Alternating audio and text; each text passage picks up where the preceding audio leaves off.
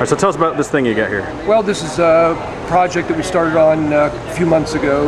I've got actually two of the pierced stainless frames and started building one up, and one thing has sort of led to the other, and we decided to polish the frame and then start polishing other pieces, and it sort of turned into a I guess I'd probably have to call it an obsession of sorts, because now anything that isn't polished or chromed doesn't look right with the rest of the frame. And it's every fastener, every bolt, every nut, everything is being polished now. The stainless pieces. So you're telling me that this frame is polished? That's not chrome. That's polished. No, that's polished stainless. Wow. All the stainless pieces are polished.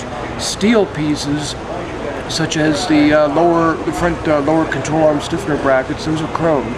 And there's sort of a fine line between chrome and stainless, because stainless, highly polished, is basically a mirror finish. And aluminum also comes out real nice, but of course it doesn't have the resiliency of polished stainless. Polished aluminum will oxidize and start just corroding on itself. Just impurities in the air and so on, so you have to stay on top of aluminum, but the stainless does extremely well. So really this is a combination of polished stainless, polished aluminum, and chromed steel parts. Now point out to us some of the modifications to this frame that are beyond stock. Well, there's we just start in the front. The air conditioner condenser is aluminum. The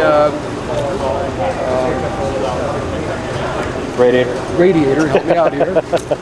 Radiator's aluminum. The fans are aftermarket, but still fit inside the stock shroud housings. The steering rack is DMCH's aftermarket steering rack. The control arms, upper and lower, are from Pierce, are part of the frame project. The lower control arm brackets are Ed Uding's from Europe. Normally they're powder coated. We chromed those to go along with the look.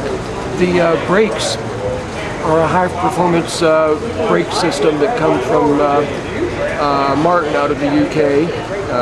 Probably one of the I consider the weakest parts of the original car is braking power. Under heavy braking conditions, you start fading and start losing it. So I'm really interested to see how these perform. I'm really because these brakes, they're 4-piston calipers and massive rotors, and this is just a huge, massive upgrade to the stock system. The brake lines, fuel lines, coolant lines are all stainless steel, which we then polished. The clutch line going to the slave cylinder is polished stainless. We had to make that. The rear control arms are from Pierce. The upper and lower control arm brackets are stock brackets that are chromed. The rear ones are adjustable that were modified by Marty Mayer, and then I had those chromed to go along with the rest of the look. Now I should know the answer to the question, but is this sway bar here, is that a stock piece, or is that something that's stock and chrome. Okay. Normally, I didn't recognize it. Well, normally it's sort of hidden, in the engine bay, but that's a. Now, are you going to go with a stock engine, or are you going to modify the? This is actually a Houston Stage 2 engine. Okay. Minus their exhaust, and with the exhaust system from the UK. But it's a polished, ported, and high-performance cam engine. This engine has never been cranked over. It's a zero-mile engine, but it's one of Houston Stage 2 engines. Now, what do you plan to do with the wheels? You're going to go with the chrome wheel?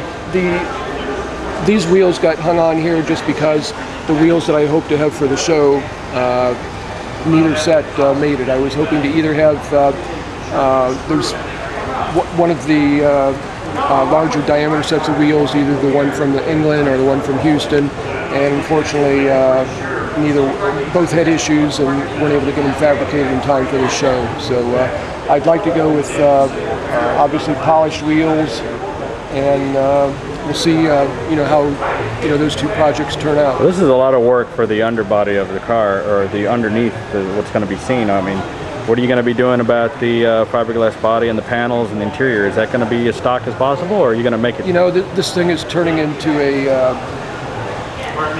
sort of a moving target, simply because once it got this far along this week, everyone who sees it is literally saying it's a shame to cover it up. And I've had suggestions, everything from we'll leave it like this to gee, mold a clear body. Yeah, a clear body or something. Well, I think it's cool, and I can't wait to see how it's going to look at the next show in Florida. All righty. All right, cool. Thank you, Bob.